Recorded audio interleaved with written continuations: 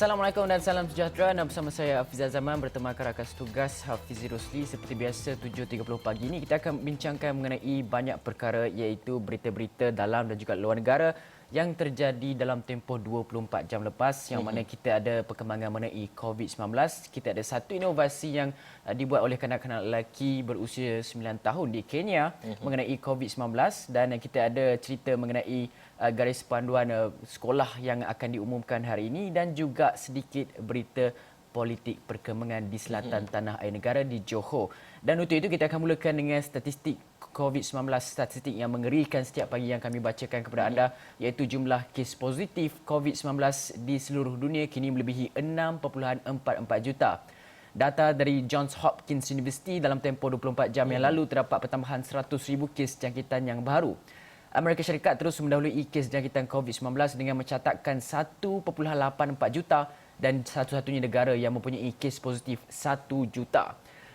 Brazil kini menjadi negara kedua tertinggi dengan jumlah kumulatif positif jangkitan 0.5 juta, manakala Rusia di negara yang di kedudukan yang ketiga dengan melebihi 400,000 kes, dan India hari ini menyertai UK, Sepanyol dan juga Itali untuk berada dalam kelompok negara mempunyai angka jangkitan melebihi 200,000 kes, dan 6 lagi negara mempunyai kes positif melebihi 100,000 iaitu Perancis, Jerman, Peru, Turki, Iran dan juga Chile.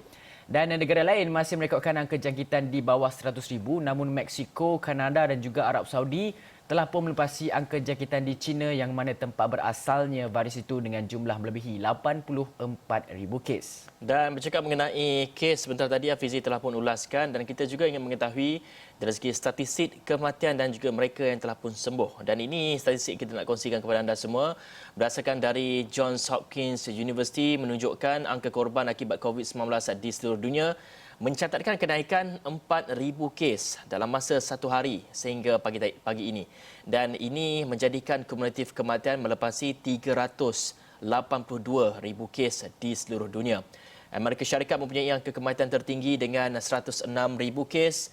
Brazil hari ini telah pun berada bersama dengan United Kingdom dan juga Itali apabila mempunyai angka korban COVID-19 melebihi 30,000 dengan masing-masing catat 39, 33 dan 31,000 kes. Dan manakala Perancis dan Sepanyol mempunyai jumlah korban lebih 20,000 dengan masing-masing catat 28 dan 27,000 kes, dan negara lain masih mempunyai angka maut akibat virus itu di bawah 11,000 kes, dan dalam pada itu dunia terus menyaksikan perkembangan positif bagi kes pesakit yang telah sembuh. Sebanyak 2.76 juta pesakit sembuh di seluruh dunia dan dibenarkan discharge dari hospital.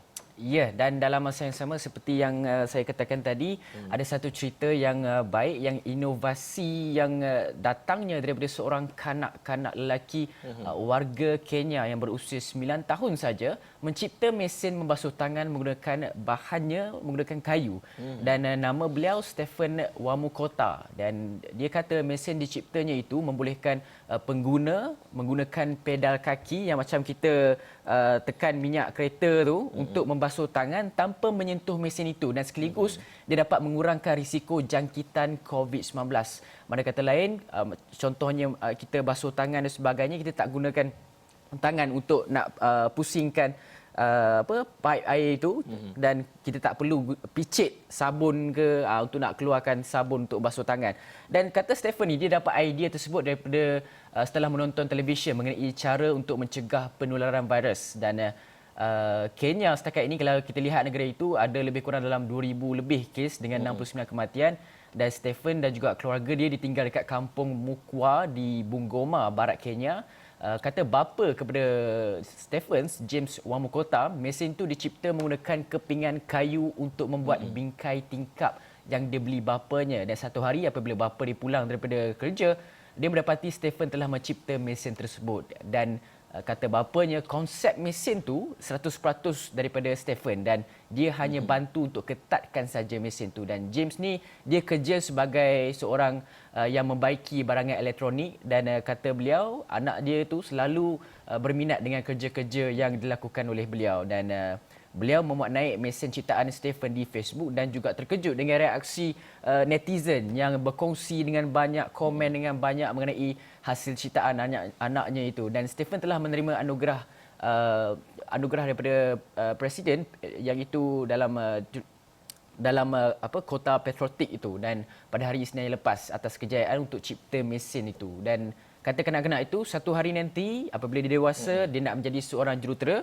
dan juga ada Gubernur County telah janji akan memberikan dia beasiswa atas idea dan juga kepintarannya untuk mencipta mesin sedemikian untuk mengelakkan penularan COVID-19 ini. Tengok kanak-kanak yang begitu kreatif, yang begitu berinovasi, hanya dengan melihat televisyen cara-cara nak cegah COVID-19, dan dia tahu yang COVID-19 ini untuk mengelakkan kontak rapat, dan ada juga laporan-laporan yang menyatakan bahawa virus itu dikatakan boleh berada dalam satu-satu tempat ataupun permukaan itu dalam tempoh yang tertentu, membuatkan dia mencari idea bagaimana untuk mengelakkan orang ramai dapat kurangkan risiko jangkitan COVID-19 itu. Itu satu cerita yang sangat gembira dan juga sangat apa orang kata, satu inovasi ilham baru daripada kanak-kanak sendiri.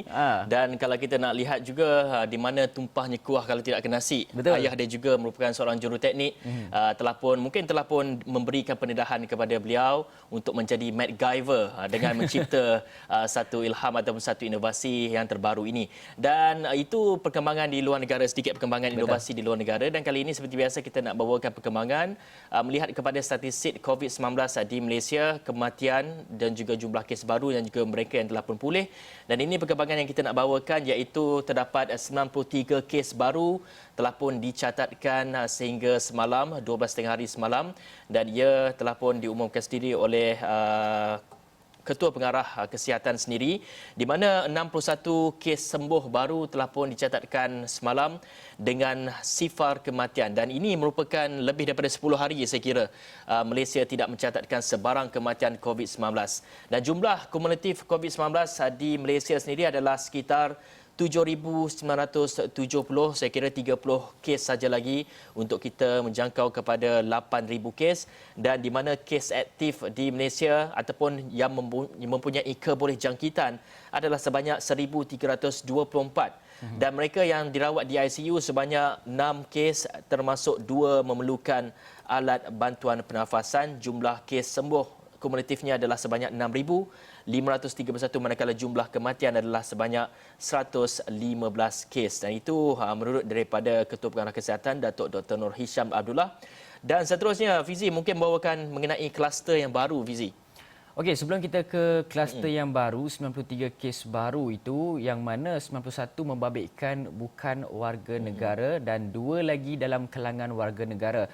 Walaupun perkara ini terjadi dan walaupun kebanyakan kes baru itu adalah wujud daripada kluster-kluster yang lama, yang kini ada yang dah lama termati di situ saja, ada kluster-kluster yang mencatatkan kes-kes baru. Walaupun sebegitu rupa, kita masih lagi dalam Perintah Kawalan Pergerakan bersyarat, dan kita tidak terlepas daripada mematuhi segala perundangan ataupun arahan-arahan yang dikeluarkan oleh pihak berkuasa. Dan dalam pada itu, saya ingin menyatakan kepada anda di sini adalah terdapat kluster. Kita tahu kluster pedas ni adalah kluster yang mana membabitkan pekerja kilang pemprosesan ayam.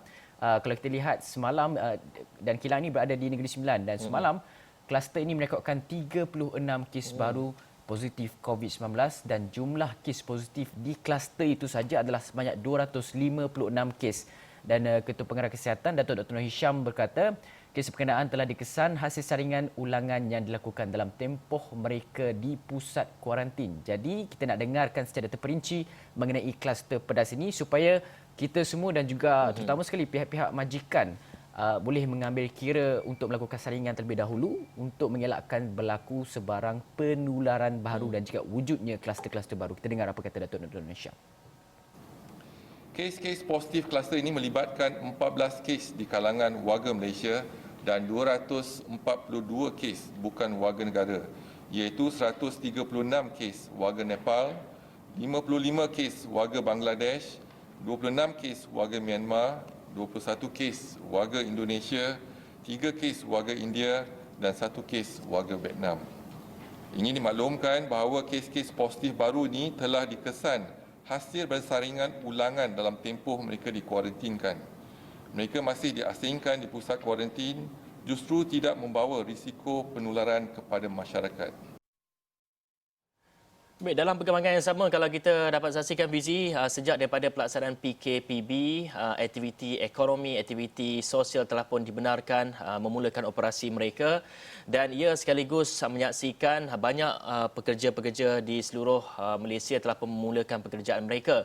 Dan ini satu saranan daripada Kementerian Kesihatan sendiri, iaitu majikan diseru memainkan peranan lebih penting ataupun lebih besar dalam menangani penularan COVID-19 di kalangan pekerja. Dan ini kata Ketua Pengarah Kesihatan Datuk Dr. Nur Hisham Abdullah, ia berkaitan antara punca penularan penyakit berjangkit di kalangan mereka adalah melibatkan tempat kerja, penginapan dan juga kebersihan kendiri. Dan jadi apabila syarikat-syarikat telah pun membuka semula perniagaan mereka dan juga telah pun menerima masuk pekerja-pekerja untuk memulakan operasi, harus diingatkan untuk mematuhi segala peraturan yang ditetapkan ataupun SOP yang ditetapkan oleh kerajaan, seperti adanya pencegahan dari segi penjarakan sosial, memastikan penjarakan sosial itu berlaku di syarikat-syarikat ataupun di tempat kerja itu sendiri, dan juga mengamalkan peraturan kebersihan yang telah pun ditetapkan. Dan kita nak dengarkan apa agaknya seruan daripada Datuk Dr. Nur Hisham Abdullah mengenai perkara ini. Antara tindakan yang boleh diambil ialah memberi pendidikan kepada pekerja tentang amalan kebersihan, kebersihan persekitaran di tempat kerja dan kebersihan tempat tinggal serta langkah pencegahan, iaitu menyediakan penginapan yang kondusif untuk memastikan penjarakan sosial yang selamat dapat diamalkan. Memantau dan memastikan amalan pencegahan jangkitan dipraktikkan oleh pekerja di tempat kerja dan tempat penginapan mereka. Menyaring pekerja bukan warga negara untuk COVID-19, terutamanya dalam sektor pembinaan dan keselamatan di semua zon merah seperti yang diarahkan kerajaan. Selain itu, pekerja bukan warga negara dari zon kuning dan hijau pula digalakkan disaring dengan inisiatif majikan masing-masing. Okey, baiklah, saya pasti sudah orang ramai banyak yang bertanyakan saya, malah kawan-kawan saya, ahli keluarga saya pun bertanyakan kepada saya bilakah PKPB ini akan berakhir, kerana dalam kalangan kita ni ada yang telah pun boleh kembali bekerja, ada yang dalam kalangan kita ini yang tidak dapat kembali bekerja dan suami isteri terpisah jauh, anak-anak, keluarga, orang bujang tak dapat melawat keluarga yang jauh nun di sana. Jadi semalam ada satu perkembangan terbaru, iaitu ada wartawan yang bertanyakan kepada Datuk Seri Ismail Sabri Yaakob, Menteri Kanan Keselamatan, sama ada perbincangan tak mengenai PKPB akan disambung ataupun tidak. Jadi Datuk Seri Ismail Sabri menyatakan bahawa tiada sebarang perbincangan dibuat oleh kerajaan setakat ini berhubung keputusan sama ada untuk lanjutkan ataupun tidak melanjutkan PKPB itu. Dan kata beliau, pengumuman berhubung perkara itu akan dibuat dalam masa terdekat. Sebelum ini PKPB yang tamat pada 12 Mei dilanjutkan selama 4 minggu lagi dan dijadualkan berakhir pada 9 Jun ini. Bermakna kita cuma ada 5 hari lagi dan saya mungkin boleh menjangkakan bahawa pengumuman mengenai sama ada ia dilanjutkan ataupun tidak akan dilakukan dalam masa yang terdekat kerana seperti sebelum pengumuman lanjutan PKP sebelum ini dibuat beberapa hari sebelum. Jadi hanya tinggal 5 hari dan untuk mengelakkan sebarang pergerakan berlaku, dan dalam masa yang inilah mungkin esok hari mungkin esok akan dibuat pengumuman sama ada dilanjutkan ataupun tidak. Sebab kalau dibuat pengumuman itu lewat, kemungkinan besar akan berlaku pergerakan yang sangat besar melibatkan rakyat Malaysia di seluruh negara ini. Dan kalau kita lihat perkembangan lain di Kuala Langat, apa cerita Fizi?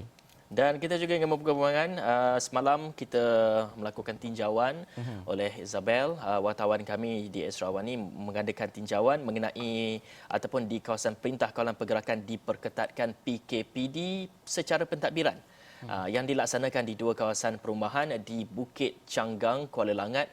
Sejak 2 Jun dijadualkan berakhir pada 16 Jun ini, dan pelaksanaan PKPD secara pentadbiran ini di kawasan itu turut membabitkan seramai 9,000 penduduk, dan justru kita akan ikuti sedikit laporan. Namun laporan ini anda boleh saksikan di paparan ataupun di Buletin Awani seterusnya, dan di mana kita bawakan tinjauan Isra Awani telah pun mendapati kawasan terlibat dipasangkan pagar kawat berduri dan sebagainya, dan ini merupakan antara dari segi persiapan kepada kawasan-kawasan itu yang masih lagi meneruskan kepada PKPD atas secara pentadbiran ini sehingga 16 Jun depan. Dan seterusnya kita bawakan perkembangan apa, Fizi? Sebelum kita nak bawa perkembangan yang lain, kita nak berhenti rehat dahulu seketika. Kita akan kembali selepas ini dengan perkembangan lain, iaitu mengenai haji dan juga kes yang menjadi sensasi satu dunia berkenaan dengan kematian warga orang kulit hitam African America di New York, di Minneapolis yang mencetuskan protes di seluruh dunia. Kembali selepas ini.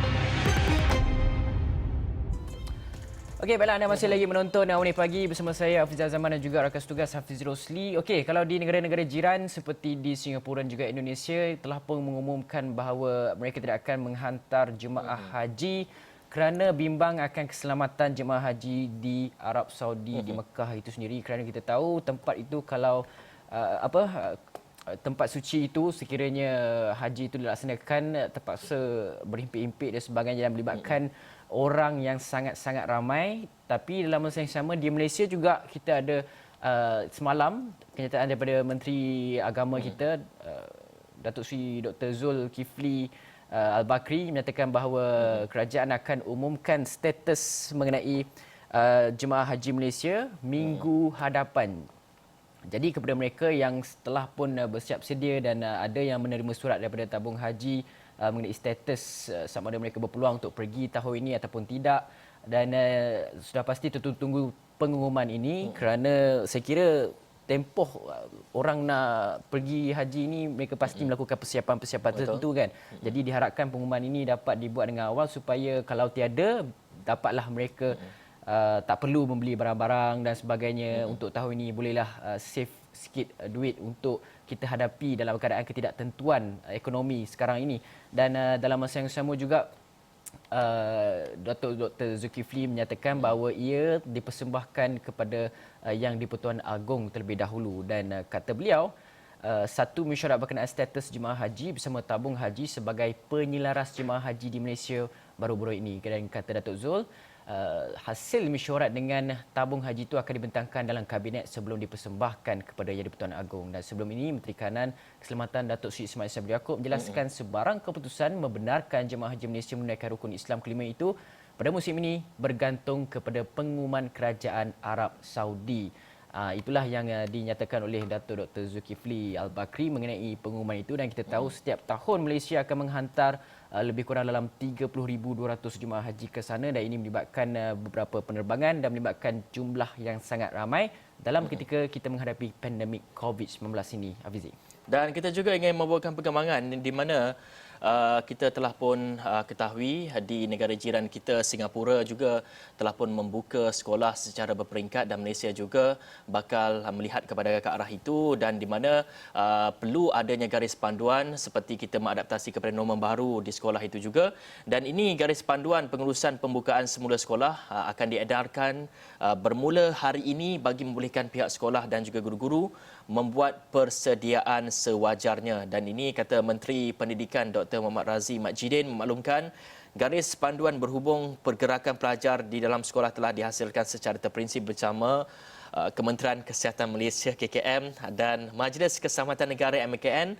Tamanya Jabatan Pendidikan Negeri dan pejabat pendidikan daerah akan memainkan peranan yang penting untuk memantau sekolah bagi memastikan garis panduan yang disediakan dipatuhi. Sementara itu beliau berkata, ibu bapa tidak perlu risau menghantar anak mereka ke sekolah selain perlu memainkan peranan mendidik anak-anak mendisiplinkan diri sekurang-kurangnya dengan sentiasa mengamalkan penjarakan sosial. Dan apabila ditanya mengenai bila sesi persekolahan akan bermula, beliau menegaskan setakat ini masih tiada tarikh yang ditetapkan dan pihaknya bekerjasama rapat dengan KKM dan MKN untuk memutuskan perkara itu. Dan sebelum ini juga kita telah pun ketahui beberapa peperiksaan UPSR dan juga PT3 telah pun ditangguhkan untuk memberi ruang supaya tempoh yang ada ini untuk kita memerangi COVID-19 sebelum kita membuka balik sekolah-sekolah ni untuk menjalankan peperiksaan-peperiksaan sebelum peperiksaan itu.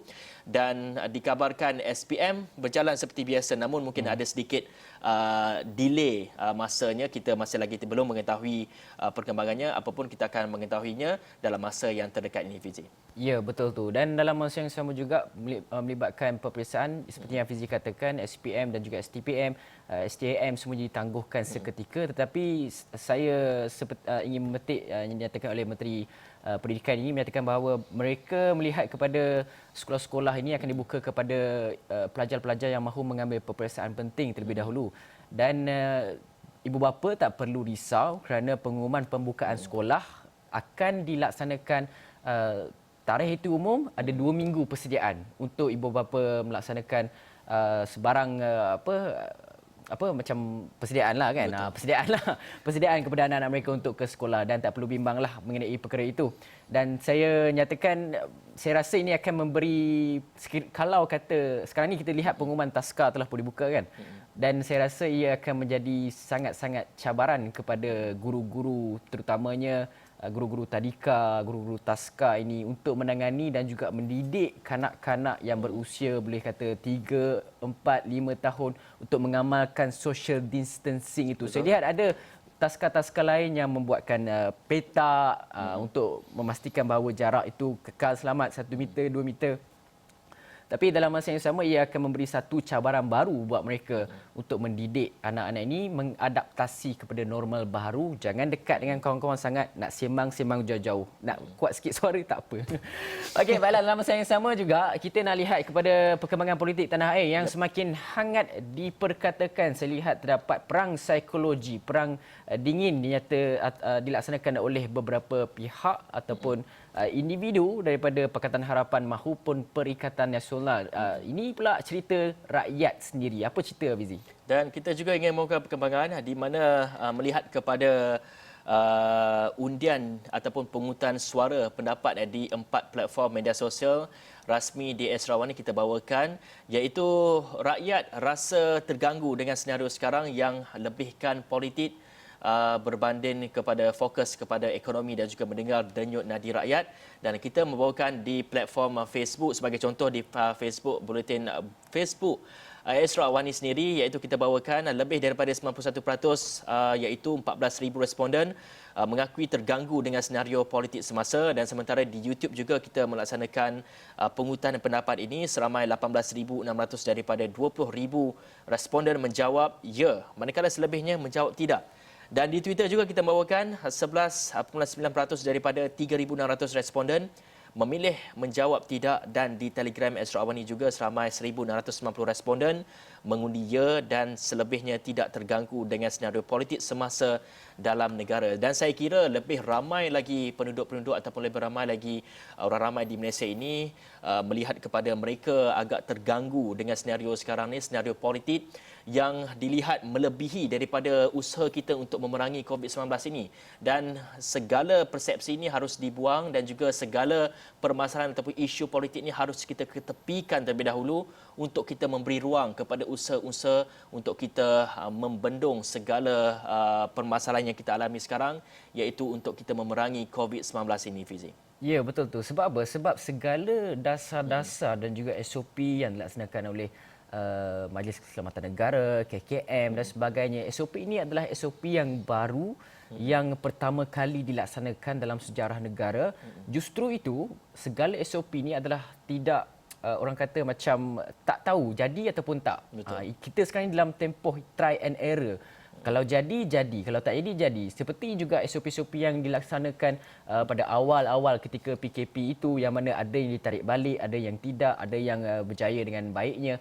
Dan ini membuatkan terdapat desakanlah dari beberapa individu yang menyatakan bahawa perlunya ada sidang parlimen untuk Betul. membahaskan isu-isu dan juga dasar-dasar terutama sekali pakej rancangan ekonomi dan kita akan menerima pengumuman daripada Perdana Menteri sendiri, pengumuman pelan jangka pendek pemulihan ekonomi negara tidak lama lagi. Itu yang menjadi persoalan sekarang, ditambah pula dengan krisis politik negara menghangatkan lagi isu dan membuatkan rakyat rasa, sebab rakyat ni dekat hujung-hujung bandar di mana-mana sahaja ada yang tak dapat makan, ada yang tengah tak kerja, ada yang tengah fikir nak dibuang kerja dan sebagainya. Semalam saja ada media prima, ada report menyatakan bahawa ada lagi staf-staf mereka terpaksa dibuang kerana mengalami kerugian pada suku pertama tahun ini. Itulah cerita-cerita rakyat sekarang yang mahu diangkat kepada dan juga suara inilah yang mahu didengari oleh rakyat kepada pemimpin negara kita, Fizi. Dan bercakap mengenai pakej rancangan ekonomi perhatian rakyat prihatin, dan sebab itu kerajaan juga telah pun mempunyai pelan pemulihan ekonomi jangka pendek yang akan dibentangkan nanti, iaitu meliputi melihat kepada memperkasakan rakyat. Itu adalah antara matlamat utama. Pertama adalah memperkasakan rakyat, kedua adalah melonjakkan perniagaan, ketiga adalah merangsang ekonomi. Dan kita bakal dengarkan pengumuman ini tidak lama lagi oleh Perdana Menteri, akan dibentangkan sendiri oleh Perdana Menteri. Dan sebelum kita berpisah, ada satu lagi laporan berkenaan dengan isu politik sebentar tadi. Nampaknya Sultan Johor, Sultan Iskandar telah pun menzahirkan rasa kecewa baginda susulan kemelut politik yang berlanjutan di negeri itu, dan menerusi muat naik status di akaun media sosial. Baginda Sultan Ibrahim bertitah masih ada pemimpin yang gila kuasa dan terus merebut jawatan demi kepentingan diri. Ya, betul tu. Dan ujar baginda dalam keadaan rakyat sedang susah, wakil rakyat lihat langsung tidak peduli dan sanggup menambah derita rakyat. Baginda menyatakan bertitah bahawa baginda tidak boleh tengok rakyat menderita dan baginda tidak akan membiarkan negerinya kucak-kacir. Justru itu Sultan Johor, Sultan Ibrahim menyatakan rasa kecewa terhadap kemelut politik yang sedang berlaku sekarang. Itulah kekecewaan Sultan menzahirkan kepada pemimpin politik tanah air negara yang cukup-cukuplah berpolitik, lihat kepada isu rakyat. Okey, baiklah, saya rasa Fizi itu saja yang kita dapat bawakan dalam Awni Pagi hari ini, dan anda boleh baca laporan terkini mengenai protes di Amerika Syarikat yang mana protesnya masih lagi berterusan, dan hari ini 3 daripada 4 anggota polis, pada awalnya seorang saja didakwa, dan kali ini hari ini 3 orang pula didakwa sekali bersama atas pembunuhan warga lelaki kulit hitam George Floyd akibat keganasan polis itu sendiri. Okey, anda boleh baca semuanya di astroawni.com. Hafizi. Dan untuk itu Awni Pagi berakhir di sini, tapi pukul 8.30 pagi menerusi segmen Realiti Rakyat, kita bawakan seorang ahli Dewan Undangan Negeri di Sabah untuk menyatakan apa agaknya inisiatif mereka. Beliau sendiri membantu rakyatnya dan juga bagaimana beliau di peringkat negeri Sabah, beliau mempunyai jawatan iaitu pembantu Menteri Perindustrian dan juga Perdagangan. Mungkin dapat menyatakan dengan kita semua, berkongsi dengan kita semua apakah inisiatif dalam memperkukuhkan ekonomi di Sabah ketika pandemik ini. Dan untuk itu Awni Pagi berakhir di sini. Saya Hafiz Rosli. Saya Hafiz Zaman. Assalamualaikum, salam sejahtera.